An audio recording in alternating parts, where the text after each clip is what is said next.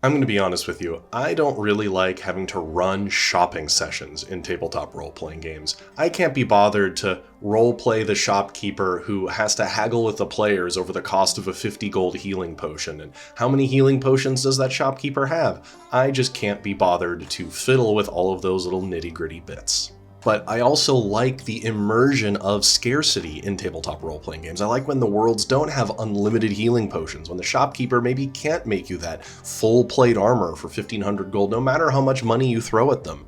And there's all sorts of different ways you can go about solving this problem, with extreme simulation or just hand-waving it every time. But when I was designing Tales from Elsewhere's structure for vendors, I knew I wanted to create something that allowed me an element of roguelite randomness and empowered the players to handle their own shopping sessions.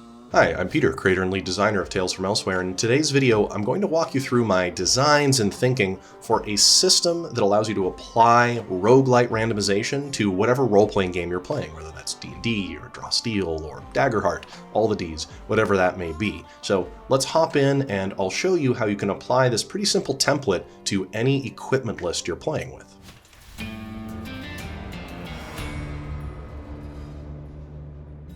So what we've got here on the screen is a blacksmith vendor, right? This is something you'd see in any session of D&D. It's your local blacksmith. They make longswords, rapiers, plate armor, etc.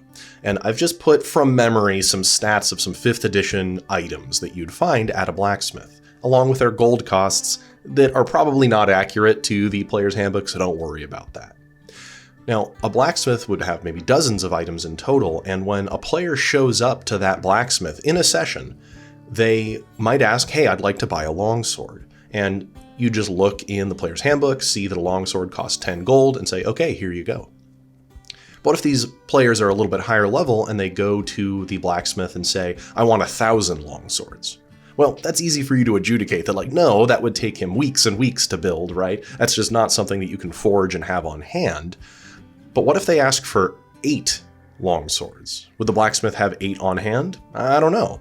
I could adjudicate it in real time based on how I'd like the result to be, but like I was saying at the start of the video, I don't want to think about that for every single item at the blacksmith. And it only gets more complex the more valuable the items become. Rapiers, full plate armor, all of these things require an amount of expertise, and I don't want to have to think through moment to moment if this blacksmith has the expertise to forge a rapier or would have the proper facilities to make a set of full plate armor. That's just a lot for me to do when I'm also simulating the rest of the world, and this is only one vendor of maybe several that could be in any given settlement. So what I went about designing was a way to simulate an amount of scarcity for items that involves die rolls and player interaction, so I can just sort of hand them the blacksmith sheet and let them have at it, knowing that the amount of items that the blacksmith might have is 1, unpredictable, and 2, within the scarcity logic that I want to set at a macro level for that vendor or that town. So I'll walk you through it. In order to simulate the amount of supply a given vendor has, and to be the engine of this sort of roguelite randomization, we apply a supply value to a given vendor. Now, this isn't a complex mathematical equation, far from it. You actually just pick one of the standard polyhedral dice, D4, D6, D8, or D10. You could go higher than a D10, but I like to play kind of lower fantasy, gritty settings. Even when I'm running games that are high fantasy like Dungeons & Dragons, I tend to bring it down into the gritty level. And the higher the dice, the more supply that the vendor would have. Now, this isn't going to be plugged into anything that's complex. It's going to utilize something called a stock modifier. Now, in order to build this out for a given system, you have to apply a stock mod to any given item at that vendor. And that's because to determine the amount of any given item that the vendor has, you assign the supply value, and then you roll the dice and add or subtract the stock mod to get the resulting stock of that given item. So there are various breakpoints that can occur because we're using these standard polyhedral dice. We don't have to think about the actual economy here. We don't have to think about the supply lines that would be needed to make longswords, but we could still get an amount of randomization. For example, maybe we want longswords to actually be something you wouldn't find in any old small place, and they wouldn't keep a lot of longswords around, right? The swords were often custom ordered. They wouldn't be mass producing them outside of war. So maybe we give the stock mod of -4 to the longsword. What this means is that if the supply is pretty scarce at a given vendor, maybe a blacksmith out with very little supplies who's mostly just making nails and horseshoes, if it's a D4, you cannot find any longswords at that establishment. Because no matter what you roll, you'll -4 from it. But once you go up a little bit, maybe into a smaller community, or a small community, but the blacksmith actually does maybe arm the militia on occasion, maybe now with a D6, you see, you have a chance of getting a few longswords available at that vendor. And once you get up into the higher numbers, it becomes very likely that they'll have 1 or 2 longswords at your disposal. And all you do is roll the dice. Let's say we roll the D10 and we get a 6. Well, that means that there would be 2 longswords available. And we would go down the list of any vendor or craftsperson and apply what we'd like. Maybe we want the rapier, which is more expensive and fancy and not something you'd find easily, to be even -6. That means you're only going to find shopkeepers have rapiers on hand if they get up to the D8 or the D10 level of supply. And then maybe you apply -7 to full plate, or even go higher than that, which means that it's extremely unlikely that any given vendor is going to just have a suit of full plate armor at their disposal. You could even go so far as to make it -8, where it's only in the bigger cities is there even a chance for them to have full plate, but more often than not, they won't have it. So we'd roll our D10 for each item, but we wouldn't be doing it ourselves as the GM. Instead, you just print this out and hand it to the player and say, the blacksmith's at a D10 supply. Then they can go down the list, rolling the dice each time, and maybe they get 0 rapiers but got 2 longswords, and maybe they got lucky and rolled a 9 on their D10 and they have 1 suit of full plate. And basically, anytime the players come back to town after an extended period away, you could have them re-roll. Because it's not like the blacksmith is going to continually accumulate these longswords or rapiers or full plate over time. Far from it. Other people, other adventurers, the local militia, they're going to tap out that supply and you'll re-roll each time. And you can use this to actually calculate how much cash there would be on hand as well. We could give each vendor its own little cash on hand calculator where you just say, roll the supply die when they come back to town, and that times 50 gold is how much gold they have on hand. They don't have anything more than that before the players show up because they've been selling things, buying things, and so forth. So if you rolled a 3 on your supply mod here, it means that they'd have 150 gold on hand. I don't have to calculate anything about the economy at large in this case.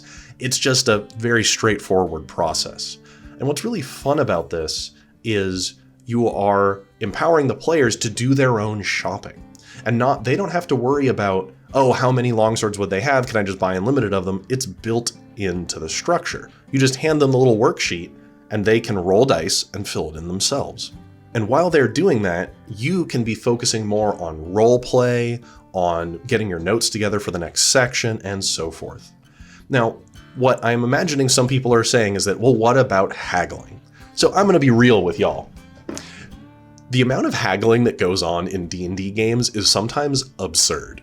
I'm sure all of you out there who have run D&D or similar games over the years will know that adventurers are insanely cheap, and they will attempt to haggle anything and everything they can possibly imagine. Even if they have thousands of gold, they'll still try to argue down the 10 gold longsword sometimes. What this does is it sets a precedence in your world that the livelihood of these vendors is not something they haggle. They set their prices as they see fit, and there's simply only so much available. They don't have unlimited gold to buy the wild artifacts the players have found in their dungeon delves or the crazy gems and statuettes that they bring back. They only have so much cash.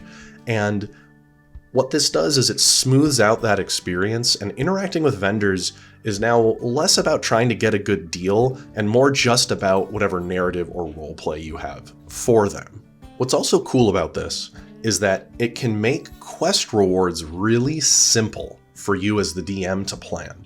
What I mean by that is, let's say that the blacksmith for a given town is only at a D6 supply. They don't have a lot of supplies, and they're having hard times, and so the players know that they're unlikely to get any nice gear from that blacksmith. And of course, with a longsword, rapier, and full plate, it's not like that big of a deal that they don't have more longswords. Just work with me here with the abstraction. But maybe they want to work so that the blacksmith has a chance of having enough supply to make full plate armor or the expertise or what have you. Well, a very simple way to reward the players for a quest is to say, if you go clean up the roads that lead to town from all the bandit activity that's been happening, all the vendors in the town will have their supply die increased by 1 step. That's a very clear way to provide a reward that as the GM, will have economic ramifications for the players. They'll have access to more. It's very palpable that it feels different to roll the dice, but you don't have to do calculations. You don't have to go through and simulate all that would entail. Instead, it's literally just upgrading the dice by 1 or 2 steps. And that's very easy for the GM's cognitive load, but has a really palpable impact on the players. And I've playtested this structure a lot, not in D&D, but in my own game, Tales from Elsewhere, in its Clockworld setting, because that setting is post-apocalyptic, and that means that a lot of settlements aren't going to have a lot of supplies of medical equipment or laudanum and even things like booze. But I can set some of their stock mods to be always in stock. Like, maybe they'll always have rope, so I could set that stock mod to like +2. They're always going to have an abundance of rope. Or things like flasks of whiskey. They're always going to have their booze at the saloon, so I can set that stock modifier positive. Things like medical supplies, or rare consumables, or powerful weapons, or special ammunition, I could set those at negative to incentivize the players to improve the settlements or go to bigger towns to find rarer gear. And this can also be a very immersive experience, because what we've done, and excuse the just the mock-up here of the page, is we've given all of the vendors a 1 to 2 page spread in the style of an old 19th century magazine. So when the players do want to go shopping, you can print out these printer-friendly sheets and distribute them, and the players can roll and mark off whatever they like in a way that feels, I think, like a roguelite video game, where they get back to town and they get to go see what shopping is available. In fact, in one of the long-form campaigns I ran with multiple internal test groups, at the start of the adventure, they were all gathering in a wagon train to head out into the ruination and settle a new town. And all of the vendors came along with them, 1 of each. And I had the players, in the very first session, roll for all the vendors' equipment that they'd be loading into those wagons. And that meant for this whole adventure that was many sessions long, all they would have access to is what was rolled randomly in that first run, in a sort of roguelite way. And this made very interesting gameplay situations. For example, one group had an abundance of things like holy water and banishing incense, while another had almost none. One group had all sorts of firearms and explosives, the other one was left with more archaic equipment. By running this with multiple players, I got to see just how interesting the vendor system can be when you make it have random elements that are player-facing. It became a point of excitement and even tension when rolling for stockpiles for these vendors because of just how valuable the equipment was that they'd be able to have access to, and how dangerous it would be if they were low on certain things. And what's so cool about this structure is that despite there being over 100 distinct pieces of equipment in my game, it was really easy to assign these stock modifiers to each. And that's because I just had to look at the breakpoints of the dice that I would be rolling, the D4, D6, D8, and D10, and that's the only numerical calculation I needed to make. Do I want these to show up at those various breakpoints or not? It didn't require a degree in economics or any complex Excel simulations, just some very simple numerical breakpoints, and boom, I had myself a simulated scarcity economy with random elements that was entirely player-facing in its interaction. And it's quite easy to adapt this structure to your level of scarcity and grittiness in whatever game you're running, and regardless of the system you're using. You just set the breakpoints where you'd like them to be based on the D4, D6, D8, and D10, and boom, it has either a higher or a lower level of access for the players without you needing to adjudicate it individually in session. Well, I hope you found that interesting. I'd love to know what other systems you've encountered that have this sort of roguelite element to them, or putting it in the hands of the players to determine what equipment they have access to at any given time. For example, I know that my buddy Skrat over at A Squirrel Plays just released a video earlier this month going through a similar thought process as I did. It was a cool moment of convergent design. So I'll do a link down to his video below. And if my designs for my game, Tales from Elsewhere, are intriguing to you, consider checking out our Kickstarter page. There'll be a link to that down below. We've got a full playtest packet that's all free to access. It has an adventure and pre-gens and all the rules you'll need to run your own sessions of post-apocalyptic Weird West adventure. Well, anyway, that's it for me for today. I hope to catch you here next week on Tales from Elsewhere.